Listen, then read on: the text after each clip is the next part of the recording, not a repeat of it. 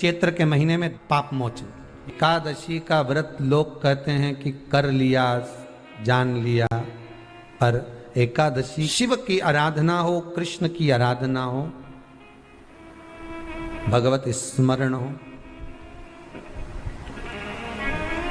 दशमी, ग्यारस और द्वादशी, दशमी, एकादशी और द्वादशी। एकादशी का व्रत, दशमी की रात्रि को जो आप भोजन करें वो सात्विक करें।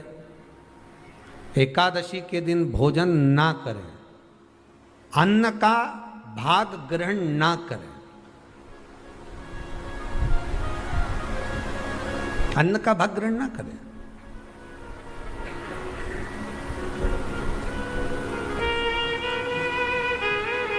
कितना सुंदर कहा है महाराज जी। यदि आपके यहां पर गौ माता है, आपके घर में अगर गौ माता विराज रही है,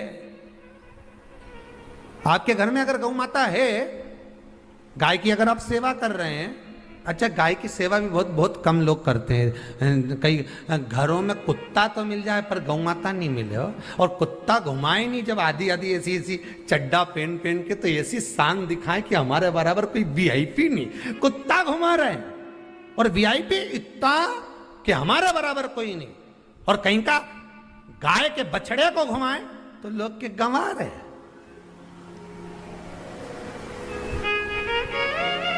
कोई अगर गौ माता को घुमाने के लिए ले जाए, गाय को पकड़कर घुमाने के लिए ले जाए, शहर में गाय के बछड़े को घुमाने के लिए जाए, तो लोग कहते हैं गंवा रहे, और कुत्ता घुमाए तो वीआईपी।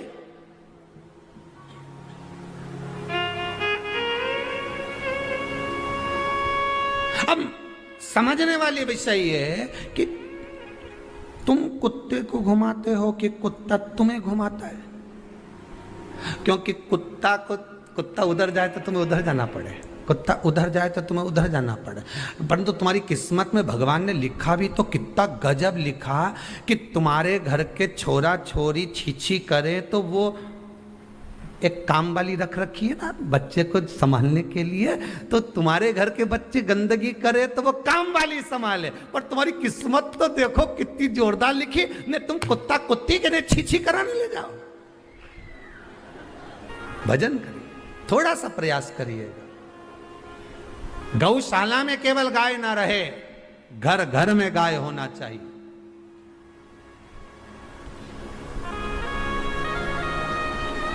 यहां पर तीसरे नंबर का जो, चौथे नंबर का जो उपाय बताया है, उपवास करने का जो नियम बताया, उसमें वर्णन किया एकादशी के दिन अगर आपका व्रत है तो आप भूलवश भी डब्बे में रखी हुई रोटी गाय को ना देते हुए कुछ थोड़ा सा फलहार, कोई केला, कोई सेब, जो आप खाते हो, अंगूर, पपीता, जो आप ग्रहण कर रहे हो, उसका थोड़ा सा भाग आप गाय को प्रदान करो।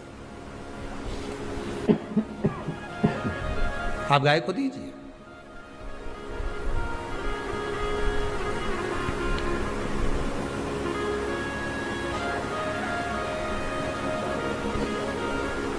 थोड़ा सा भाग आप गौ माता को प्रदान करो, थोड़ा सा। एकादशी का व्रत का महत्तम कराए, थोड़ा सा फल दो, एक केला दो, एक सेब दो, पपीता दो।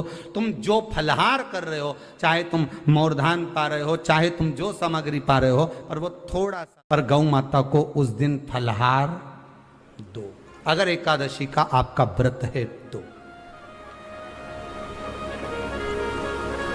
पर दोष है आपने एकादशी का व्रत तो करा, पर सामने गाय आई ना तो आपने फलाहार नहीं दिया, रोटी ही दी है,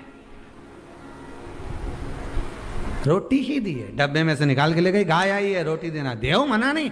बाकी के दिन आप आपके बेटे से कह दो रोटी दिया बेटा जा, पर आप अपने हाथों से, आपका व्रत है तो आप फलाहार आप कर रहे हो, तो फलाहार का ही दान गौ माता को दीजिए।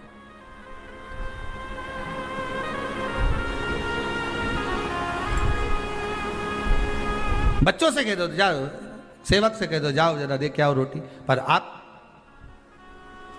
फल का दान दीजिए। महाराज बन सके जितना एकादशी के दिन भगवान का ओम नमो भगवते वासुदेवाय का जाप करें। या अपने गुरु मंत्र का स्मरण करें, या जो मंत्र आपके हृदय में समाहित हो, श्री शिवाय नमस्तुभ्यम, ओम नमः शिवाय, राम कृष्ण शिव, जो मन पड़े उसका भजन करें, पर दिल से करें। जितनी देर करते बने उतना देर करें।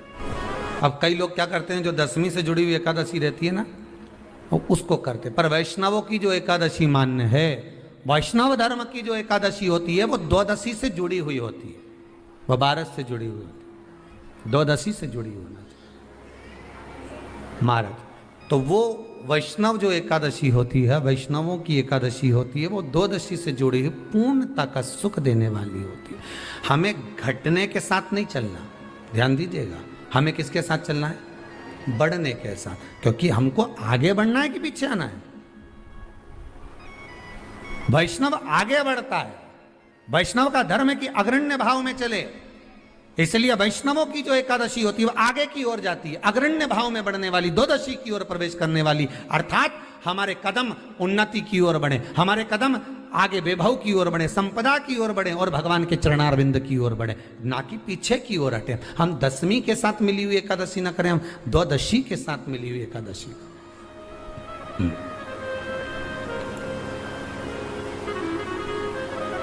वैष्णव एकादशी। फिर अगला वर्णन किया गया महाराज, शास्त्र कहता है, अगला वर्णन जो किया गया उसमें बताया, प्रयास करें जिस दिन एकादशी हो उस दिन घर में बुआरी झाड़ू आदि जो लगती है वो दूसरा लगा ले। क्यों? उसका वर्णन है, अगर आप बुआरी लगाएंगे, झाड़ू लगाएंगे, पोछा लगाएंगे, तो हो सकता है कोई जीव आपके हाथ के द्वारा मर जाए। अब एक बार ये कथा हमने काशी में कह दी थी, तो एक अम्मा खड़ी हो गई और उन्होंने कहा, महाराज जी हम तो दोनों ही हैं, और मेरी रे एकादशी, तो मैं पोछा किससे लगूं? अब मैंने कहा अम्मा तू तो रहने दे, तू ही लगा ले।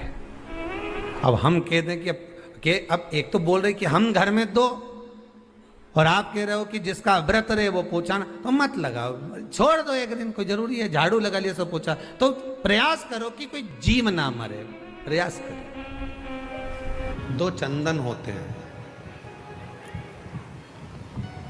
शिव महापुराण की कथा दोनों चंदन का वर्णन कर रही। एक होता है हरि चंदन, एक होता है शिव चंदन।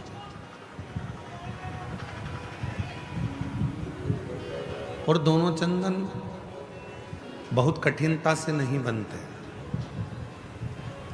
पूर्ण समर्पण के साथ में ये दोनों चंदन का निर्माण होता है। हरि चंदन, तुलसी अपने आंगन में रहती है, तुलसी का पौधा जब सूख जाता है तो तुलसी की जो लकड़ी होती है उसको घिसकर पानी में भगवान को लगाया जाता है, वो चंदन हरि चंदन कहलाता है। और कोई बेलपत्र का वृक्ष जब सूख जाता है और उसकी जो लकड़ी होती है, उस लकड़ी को घिसकर जो चंदन बनाया जाता है और शिव को लगाया जाता है, उसको शिव चंदन कहते हैं। और दोनों चंदन अपना अपना कार्य करते हैं।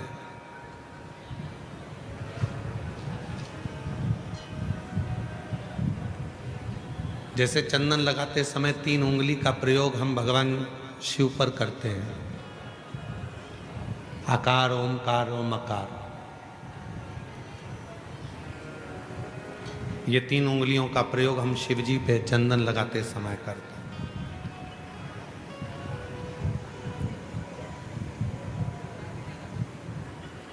शिव चंदन एक ऐसा चंदन, जब कोई बेलपत्र की लकड़ी, कोई बेलपत्र का पेड़ जब सूखता है तो उसकी छोटे से लकड़ी को हम अपने घर में रखकर उसको घिसकर शिव जी को इन 3 उंगलियों से चंदन को लगाते हैं। आकार, ओमकार और मकार, 3 पर इन 3 उंगली को जब हम लगाते हैं और 3 उंगली से जब हम त्रिपुंड बाबा का लगाते हैं तो उसमें जो नीचे की उंगली है मकार, जो नीचे की रेखा है मकार, हम जब चंदन लगा रहे हैं तो नीचे नीचे की जो रेखा है, एक फोटो आया है, जैसे ये 3 उंगली से ये चंदन लगा, आकार, ओमकार और ये मकार।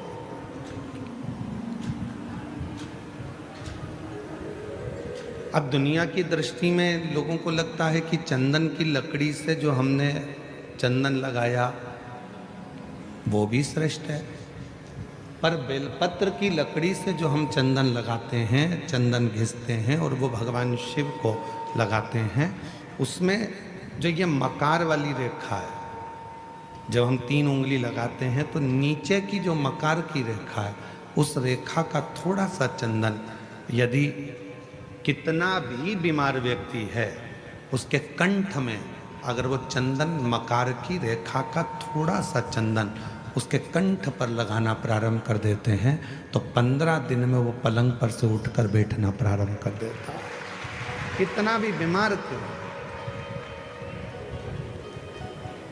आकार, ओमकार और मकार 3 रेखाएं हम चंदन की खींचते हैं, जैसे इसमें 3 रेखा खींची, 3 रेखा।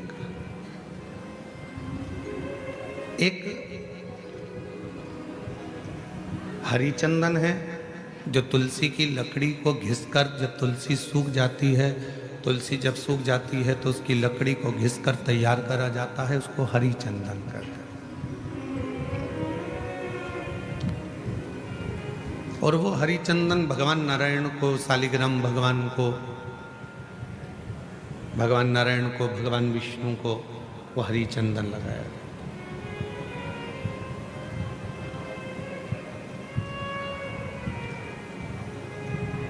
हरी चंदन का लेपन किया जाता है और वो हरी चंदन भी बड़ा काम का है महाराज।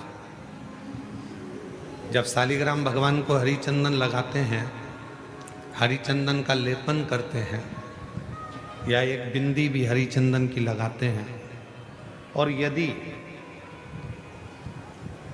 वो हरी चंदन का एक छोटा सा अंश मात्र भी हम लेकर आए, और जिसको दमे की शिकायत होती है, श्वास की शिकायत होती है, चढ़ने में चलते चलते हाँपड़ी भरा जाती है, हाँप भरा जाती है, डॉक्टर ने कह दिया कि फेफड़े 70%, 60%, 80% खराब हो गए हैं, काम नहीं कर रहे, उस व्यक्ति के हृदय पर, वक्षस्थल पर यदि वो हरी चंदन का लेपन जो शालिग्राम भगवान पर, भगवान श्री हरि पर, राम जी पर, ठाकुर जी पर, कृष्ण पर, लड्डू गोपाल पर जो आपने किया है, उसको यदि हम लगाना चालू करते हैं तो उसको भी फिर चलने में तकलीफ नहीं आती और फेफड़े उसके काम करना प्रारंभ कर देते हैं। वो हरी चंदन की भी एक प्रथा। तो 2 चंदन, एक हरी चंदन, एक शिव चंदन। जम के बोलेंगे सभी लोग, हरी चंदन काय से बनता है?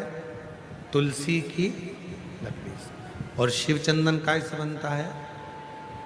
बेलपत्र जो सूख जाता है, लकड़ी जो सूख जाती है उसके।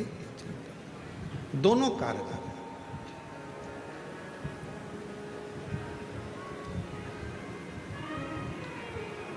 और तेरी पूजन को भगवान बना मन मंदिर, तेरी पूजन को भगवान बना मन मंदिर, घिस घिस चंदन तुझे लगाऊं, नित नित तुझको रोज मनाऊं, घिस घिस चंदन तुझे लगाऊं।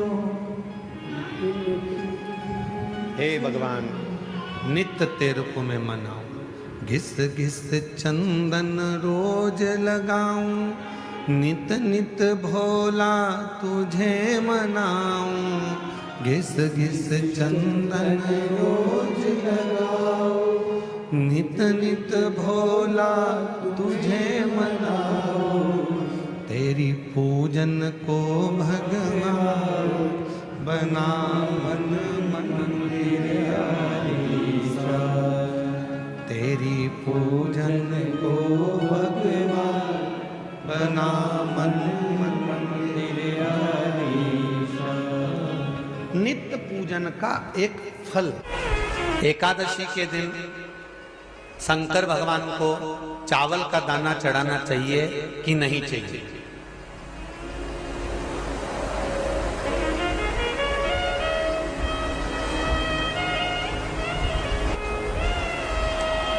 बीमार व्यक्ति से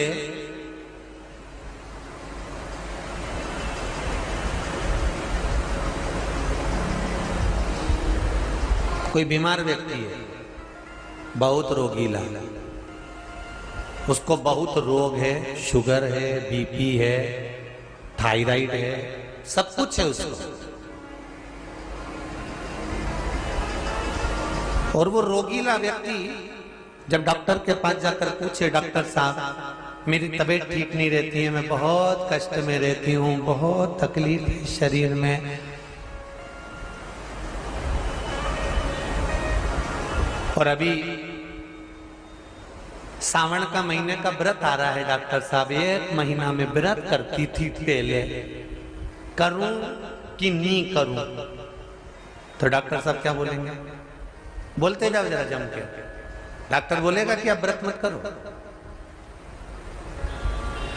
डॉक्टर एक बात कहेंगे, शरीर स्वस्थ रखना है, व्रत बाद में हो जाएगा, अगले वर्ष कर लेना, पर अभी शरीर को सही रखने के लिए दोनों समय अच्छे पेट भरकर सात्विक भोजन करो और अपने शरीर को ठीक करो। सात्विक भोजन अपने शरीर को, व्रत बाद में भी हो जाए, अगले वर्ष हो जाए।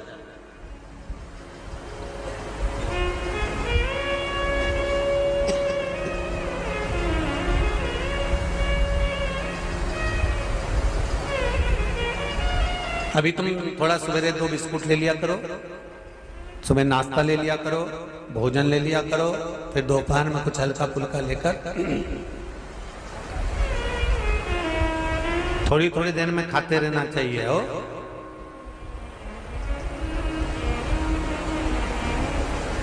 थोड़ा थोड़ा खाओ, थोड़ी थोड़ी देर में खाओ, एक साथ सुरसा जैसे मत निपटा जाए, थोड़ा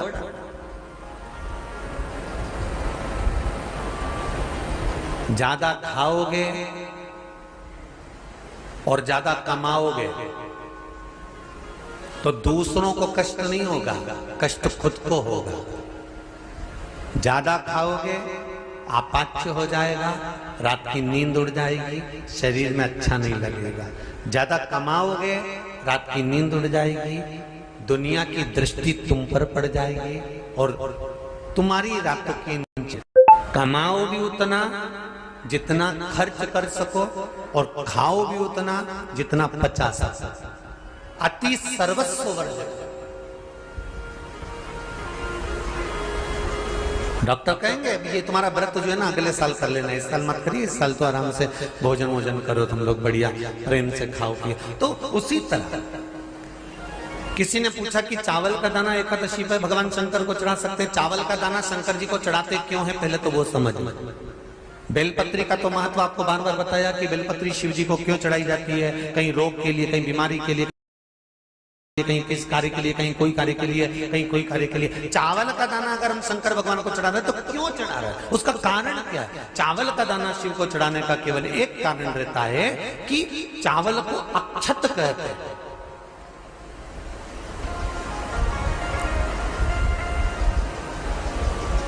अक्षत का मतलब होता है अक्षय।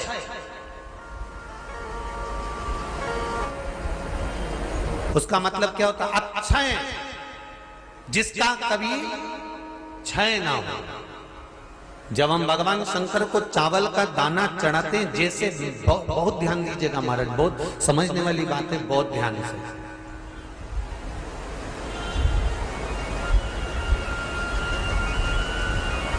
चावल का दाना हमारे मस्तक पर तिलक करने के बाद पंडित जी क्यों लगाते हैं कि भगवान जैसा समय आज चल रहा है, आप पूजन कर रहे हो, पाठ कर रहे हो, दान कर रहे हो, पुण्य कर रहे हो, सत्कर्म कर रहे हो, भजन कर रहे हो, मेरा देव अधिदेव महादेव, मेरा नारायण, मेरा सत्यनारायण भगवान, मेरा राम जी, मेरा विष्णु जी, मेरा भागवत मैया, मेरी रामायण मैया, ब्राह्मण मस्तक पर तिलक लगाने के बाद चावल इसलिए लगाता है कि जैसा समय आज चल रहा है, भगवान तुमको ऐसा ही समय बनाकर रखे और तुम ऐसे ही चार चांद लगाते रहो, दान पुण्य संकीर्तन करते रहो, इसलिए मस्तक पर चावल का दाना लगाया जाए।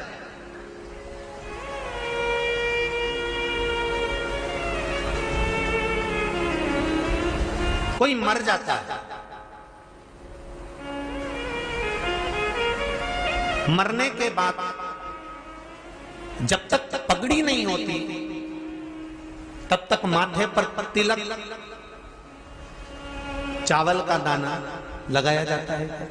जम के बोलो जरा, नहीं लगाते। किसी पंडित जी से पूछो, ब्राह्मण देवता से पूछो, ब्राह्मण देवता ये कोई मर गया और हमारा तो नियम है कि हम सिर पे तिलक लगाते हैं, चावल लगाते हैं, या पंडित जी से हम तिलक लगवाते हैं, मंदिर जाते हैं तो मंदिर में जाके तिलक लगवा के हम चावल का दाना लगवाते हैं, क्यों नहीं लगाते? उसका कारण क्या है? जब किसी के मरने के बाद 10 दिन तक 12 दिन तक मस्तक पर तिलक क्यों नहीं लगाया जाता? 10-12 दिन तक माथे पर तिलक या चावल क्यों नहीं लगाया जाता? उसका कारण है कि ये जो समय आया है, तुम्हारे यहाँ जो गमी हुई है, तुम्हारे यहाँ कोई मर गया है, तुम्हारे यहाँ किसी के प्राण छूट गए हैं, तो ब्राह्मण इसलिए तिलक नहीं लगाता आपको, इसलिए चावल का दाना नहीं लगाता कि ऐसा दिन भगवान अब ना लाए, इसको अमर ना करे, इसको अक्षय ना करे, इसको प्रबल ना करे।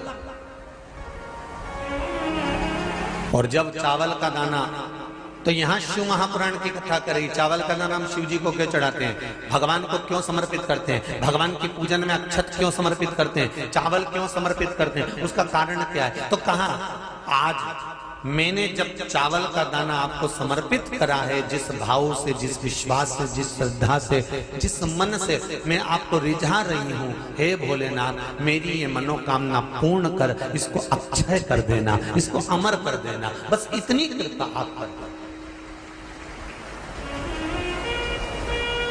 अब किसी ने पूछा एकादशी के दिन चावल चढ़ाए कि नहीं चढ़ाए, तो यहां तो सीधी सीधी बात है, बीमारी देखकर थोड़ी ना आती है कि नवरात्र चल रहे हैं कि सावन का सोमवार चल रहा है, बीमारी तो बीमारी। तुम चावल मत खाओ। तिरुपति कौन कौन गया? हाथ उठाओ। ठीक है। जगन्नाथ जी कौन कौन गया? हाथ उठाओ। हाँ ठीक है। द्वारका जी कौन कौन गया? हाथ उठाओ। ठीक है। बद्रीनाथ कौन कौन गया? हाथ उठाओ। ठीक है।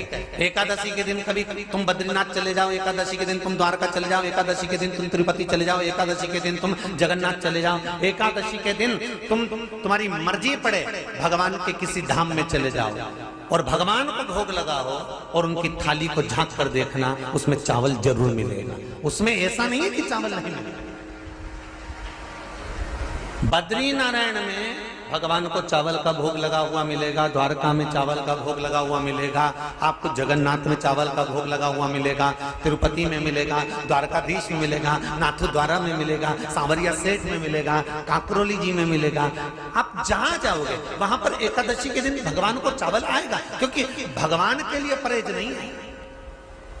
जो काम में डूबा हुआ है, जो आसक्ति में डूबा हुआ है, जो लोभ में डूबा हुआ है, जो वासनाओं में डूबा हुआ है, जो तृष्णा में डूबा हुआ है और जो माता के गर्भ से जन्म लिया,